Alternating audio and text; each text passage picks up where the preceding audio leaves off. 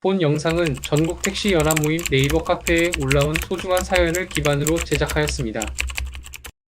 저는 30대 초반 택시 구직자입니다. 사람들이 왜 이렇게 회사 물어보고 추천해달라고 하는지 처음에는 직접 찾아보지 다들 핑프인가? 싶었습니다. 그런데 제가 직접 어제 하루 택시회사 여러 군데 전화해보고 인터넷 구인 찾아보고 하니 이해가 가더라고요.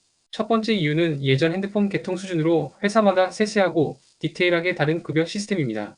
핸드폰에도 할부원금 확인하라듯이 법인 택시도 실질 산학금을 확인해야 합니다. 근데 택시회사 급여도 기준금 혹은 일일 산학금에 따라 천차만별로 바뀝니다.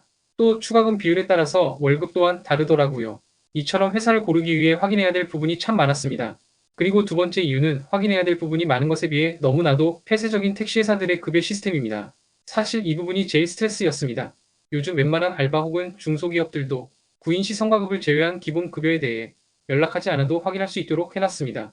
근데 법인들은 구직자들이 제일 중요하게 생각하는 이 부분을 꽁꽁 숨겨놨습니다. 택시운송사업조합의 구직글들 올려놓은 거 살펴보면 대부분 기본급 이땡땡만 원의 추가금, 가스 무료, 세차 무료, 불박 설치, 하이패스 설치, 뭐 이런 것만 써놓습니다. 가스 무료, 세차 무료 물론 중요하죠. 근데 기준금이나 산업금, 그리고 추가금에 대한 비율, 법휴일이나 연월차 때 빼주는지, 실질적으로 우리가 얼마나 일하면 월에 얼마나 가져갈 수 있는지 계산이 안 됩니다.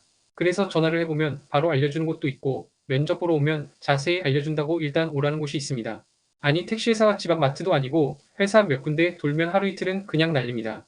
핸드폰 몇 번 두들기면 회사 재무제표도 확인할 수 있는 21세기에 이게 맞나 싶어요. 그래서 세 번째 결론은 솔직히 이런 건 바뀌어야 된다고 생각합니다.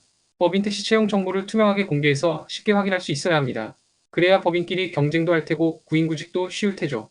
사실 전국 택시연합 모임 카페에 법인 추천해달라는 사람들은 대부분 이러한 이유 때문일 거라 생각합니다. 회사는 많고 확인할 방법은 너무나도 구식이고 법인 택시 조건을 쉽고 상세하게 오픈해줘야 합니다.